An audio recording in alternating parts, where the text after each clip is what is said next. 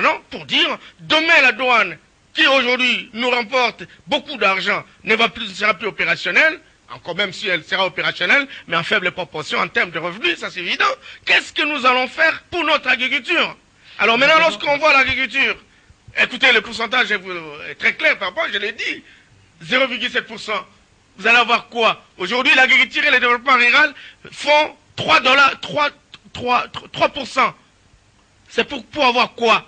Et même si on détermine 3%, ils ont donné quoi?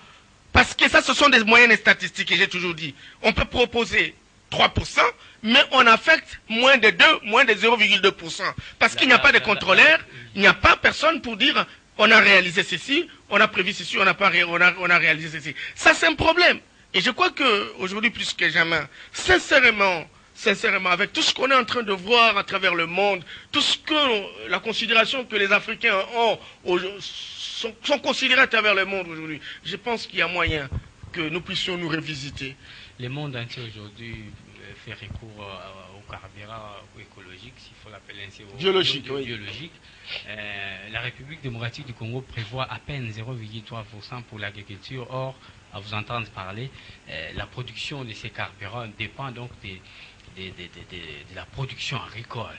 Ouais. Quelle est la valeur, si vous voulez, quels sont les effets positifs ou les avantages qu'offrent ces biocarburants? Vous savez, actuellement, il y a des démarches qui sont faites dans la perspective de pouvoir cultiver des agrocarburants, comme Jatoufa.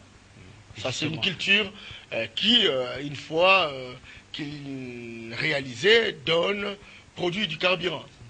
C'est pareil. Donc, et je crois que le gouvernement de la République, au travers de ses relations avec l'Inde, etc., sont dans cette dynamique. Déjà, la République démocratique du Congo, partant du pourcentage qu'elle affectue à l'agriculture, et non partante pour la production de ces biocarburants. Alors, moi, je voudrais savoir... On va cultiver les biocarburants. Non, je vais vous expliquer. On va cultiver les biocarburants ici. Et qui vont cultiver ça? Ce sont des sociétés étrangères. Et vous savez, généralement... En utilisant les intrants? En utilisant les intrants qui sont les nôtres. Et il y a des cultures, je vous ai dit, je vous ai cité, je ne trouve pas, qui en réalité est une culture qui produit du carburant. Et je crois qu'il y a des accords dans ce sens pour qu'effectivement les Indiens viennent faire ça ici. C'est tout à fait normal. Mais à ce moment-là, les paysans, parce qu'ils vont commencer, ces sociétés seront rendues opérationnelles, les paysans vont abandonner nos cultures vivrières. C'est ça la conséquence. Ils vont abandonner la culture vivrière pour cultiver cette culture qui produit du carburant parce que ça coûtera un peu plus cher que les cultures vivrières, etc. Et quel sera notre sort? Quel sera notre sort? Non, justement, quels sont les avantages du biocarburant? Eh bien, écoutez, mais c'est le carburant obtenu, vous savez, avec l'augmentation du baril de pétrole, c'est sécurisant, surtout qu'on peut le renouveler à travers les cultures, etc. Ça, c'est vrai. Mais il faut toute une politique. Il faut toute une politique qui permette... biologique. Oui, mais non, mais biologiquement, parce qu'effectivement... On parle du biocarburant. Oui, mais la pollution. Le carburant que nous utilisons ici, n'est-ce pas, joue un rôle sur la pollution de l'atmosphère. Et la pollution de l'atmosphère crée des effets de serre. Et ça produit ce qu'on appelle le changement climatique parce que ça réduit la couche d'ozone. Sans des effets réels. C'est comme ça que vous sentez une très grande chaleur. Et aujourd'hui, il faut des technologies qui permettent à ce que l'on puisse naturellement réduire la pollution atmosphérique, etc. Et permettre une stabilité climatique aujourd'hui, planétaire. Et ce sont des technologies qui sont aujourd'hui opérationnelles pour qu'on puisse avoir le carburant qui ne pollue pas l'atmosphère. Résoudre un problème en créant une autre situation, ce n'est pas... Mais non, c'est comme ça qu'il faut qu'il y ait quadrillé ça. Il faut quadriller ça au travers, n'est-ce pas, des activités connexes. Vous produisez du biocarburant, mais il faut également des cultures vivrières. Mais quelle culture vivrière dès lors que l'État lui-même n'a même pas de magasins sémenciers? L'État lui-même n'a même pas de magasins des intrants. Les quelques rares où l'on voit les données des paysans, c'est pas des matériels agricoles ici, c'est la FAO. Encore de quelle manière? Qu'est-ce que vous dites au gouvernement qui certainement, peut-être qu'il y a déjà des accords en cours pour la culture de ces plantes biologiques, s'il faut les appeler? Non, mais ce que je peux dire au gouvernement de la République, vous savez que notre pays, compte des hommes qui sont pleins d'intelligence. Lorsque vous allez au ministère de l'Agriculture, vous trouvez quand même des ingénieurs full, des ingénieurs techniciens, vous trouvez quand même des agronomes qui ont une grande expérience, qui ont circulé à travers le monde, qui ont des idées très très agissantes par rapport à ça. Mais ils ne sont pas très souvent utilisés. Ils ne sont pas très souvent utilisés. Il est tout à fait normal qu'aujourd'hui, plus que jamais, le ministre convoque, n'est-ce pas, une sorte d'atelier. Ça ne coûte rien. Il va réfléchir avec ses agronomes. Et quand ils réfléchissent, qu'est-ce que nous devons faire maintenant? Encore que les résolutions sont entendues au niveau du gouvernement de la République et que cela s'articule à travers un budget spécial pour apporter quand même un certain piste de solutions correspondantes. Ça, c'est systémique. Ça, c'est systémique. Donc, moi, j'estime qu'on ne peut pas refuser les agrocarburants. On ne peut pas refuser. Mais ils doivent marcher de pair avec nos cultures vivrières. Ils doivent marcher de pair avec nos activités qui font que nous puissions tenir le coup. Vous savez que nos cultures vivrières ont disparu à une certaine époque à cause de l'importation de produits qui viennent de l'extérieur. Aujourd'hui, beaucoup de gens n'aiment même plus entendre parler du riz de Bumba. Tout le monde veut prendre le riz de Thaïlande, etc. Vous voyez, les gens ne veulent même plus goûter nos poissons. Ils veulent toujours utiliser le poisson chéchard, ils veulent utiliser le poisson qu'on nous amène embaumé, etc. Et ça, c'est un problème. Et pourtant, lorsque vous arrivez sur notre fleuve, il y a plus de 900 espèces de poissons. Et ça nécessite naturellement une politique gouvernementale par rapport à cela. Comment pouvez-vous avoir autant d'espèces de poissons, premiers au monde, suivis par les bassins d'Amazonie, et vous n'avez même pas un petit bateau de pêche? Ça, c'est un problème. Et donc, les poissons meurent de vieillesse au niveau d'Ngombe, parce que c'est ça le point de chute. Et les études que nous disons là, ce sont des études qui sont réalisées naturellement, soit par les ONG américaines, etc., qui sont opérationnelles chez nous. Et alors, quand est-ce qu'on peut voir le ministère de l'Agriculture se dire, par rapport à nos fleuves, par rapport à nos ruisseaux, par rapport à nos affluents, écoutez, il faut qu'on mène une étude, je voudrais savoir quel est le taux de production, par exemple, de poissons. Nous avons des spécialistes en aquaculture dans notre pays, qui sont de grands professeurs d'université, respectés à travers le monde. Ils peuvent travailler avec tous ces vétérinaires, tous ces agronomes, toutes ces personnes compétentes intéressées à la question. On donnera des pistes de solutions. Ça, on n'en a pas besoin, parce que nous voulons toujours fonctionner en vrac. C'est cela. Et quand vous en parlez, on vous dit, écoutez, c'est toi qui arrangeras le Congo. Mais dit, écoutez, il faut que quelque part quelqu'un commence et que ça se généralise. Et ça, il faut qu'on sente la capacité de mener à pouvoir drainer tout le monde autour de l'idéal commun. Ça, c'est un problème. Voilà, vous remarquez que c'est vraiment une matière très abondante. Nous reviendrons sur ça dans nos prochaines éditions.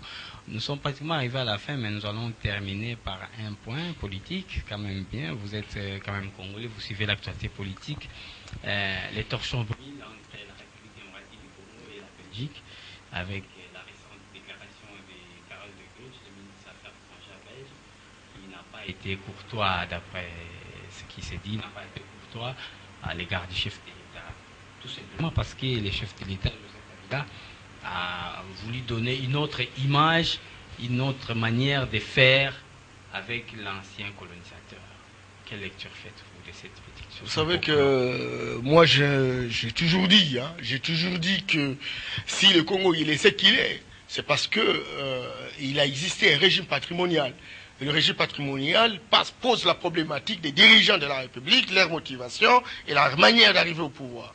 Et dans cet état patrimonial, les dirigeants sont désignés par l'extérieur, ils travaillent au service de puissants d'argent, ils se maintiennent par le... Je m'excuse, non, je suis en train de parler d'une situation historique. Et donc, ils sont utilisés et choisis par l'extérieur, ils se maintiennent au pouvoir, ils tirent leurs avantages et ils vivent de la prédation de la mendicité internationale. C'est ça qui est la situation que nous avons connue, qui est une histoire qui pèse encore sur notre situation aujourd'hui.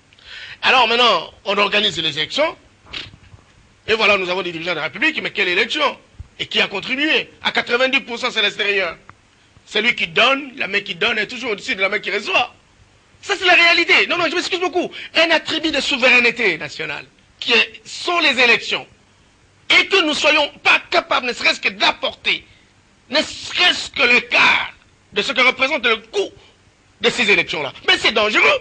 Mais alors, ceux qui ont donné cet argent-là, ben écoute, ils avaient leur schéma, ils ont leurs intérêts, ils doivent pouvoir persévérer à pouvoir défendre leurs intérêts.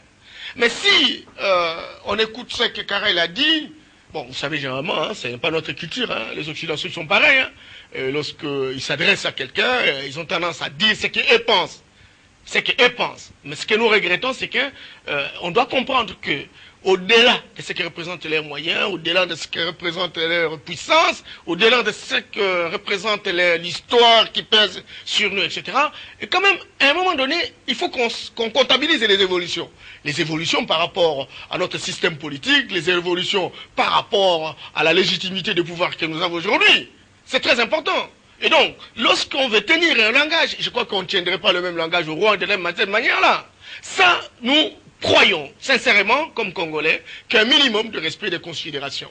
Mais dans le fond, lorsque et déplore la mégestion, déplore le pillage, etc., je crois que dans ça, il faut que le président tire des leçons pour dire, par rapport à ce qui a été dit, au-delà des ordures dans le langage de Karel de Gucht, qui en réalité s'est très mal comporté, en tout cas dans la culture africaine, ça c'est évident, mais le fond, aujourd'hui on parle avec Chinois. C'est vrai qu'il peut y avoir l'argent. Heureusement que les Chinois vont s'occuper eux-mêmes de pouvoir réaliser ce qu'ils vont réaliser. Mais tout ce que nous avons comme revenu, est-ce que ça aide notre peuple? C'est très important. Et ça, c'est une question fondamentale que d'aucuns doivent pouvoir se préoccuper. Et le président de la République, que je félicite en passant, pour avoir répondu, n'est-ce pas, tic au tac, encore que là, il n'y a pas encore de trochon. Hein? C'est aussi la liberté d'opinion. Karel s'est exprimé, le président de la République s'est aussi exprimé, etc. Il n'y a pas encore eu de problème entre la Belgique et le Congo par rapport à ça. Mais il faut qu'on s'exprime, il faut qu'on se le dise, parce qu'il ne faut pas que demain, nous allons vers la Belgique pour demander le soutien, et que nous ne soyons pas à mesure, et que la Belgique ne puisse pas dire un mot par rapport à notre situation. Et ce que dit Karel, ce n'est pas la parole de l'Évangile, mais c'est à nous de dire, par rapport à ce qu'il a dit, quelle est la part de vérité dans ça? Qu'est-ce que nous devons faire pour montrer à Karel que nous ne sommes pas ce que nous avons été hier? C'est très important. Et lorsque nous ne faisons pas un effort, lorsqu'il y a de l'argent, lorsqu'il y a de revenus pour le pays, et que ces revenus servent par exemple à une minorité qui ont le pouvoir, etc., et que la majorité de la population croupisse dans la misère, etc., ça c'est donner la possibilité à Karel de pouvoir tirer sur nous. Mais lorsque nous faisons que l'argent, avec, par exemple, cette société qui travaille au niveau de frontières avec la douane, etc. L'argent entre, qu'est-ce que nous faisons? Route. Qu'est-ce que nous faisons? Construction des écoles. Qu'est-ce que nous faisons? Payer les enseignants, payer les professeurs, donner le moyen pour subventionner les agriculteurs, etc. À ce moment-là, Karel va dire, mais ces gens-là, ce ne sont plus des singes que l'on croit, mais ce sont des humains, parce qu'ils savent comprendre quelles sont les responsabilités. Mais si nous ne faisons pas ça, nous allons toujours faire comprendre que notre race, parce qu'ils ont toujours pensé comme ça. Notre race, c'est une race qui est incapable de prendre les choses en main. Or, tel ce n'est pas le cas.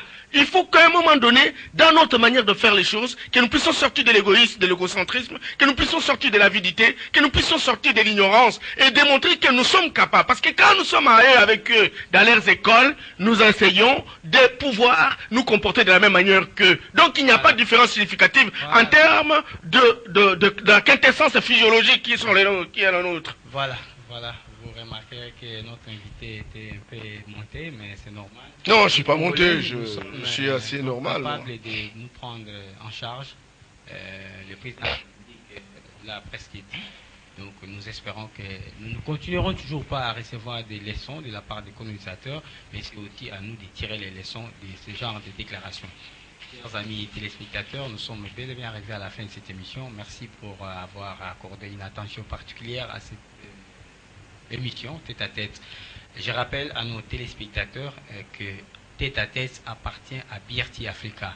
Les amis des couleurs télévision, ce que vous faites, ce n'est pas honnête, c'est de la malhonnêteté intellectuelle. Évitez cela et changez de nom. Il faut avoir l'esprit de créativité. Tête à Tête, c'est une émission qui existe ici chez nous. Évitez le plagiat. Voilà, c'est la fin de l'émission. Merci, au revoir. Merci bien.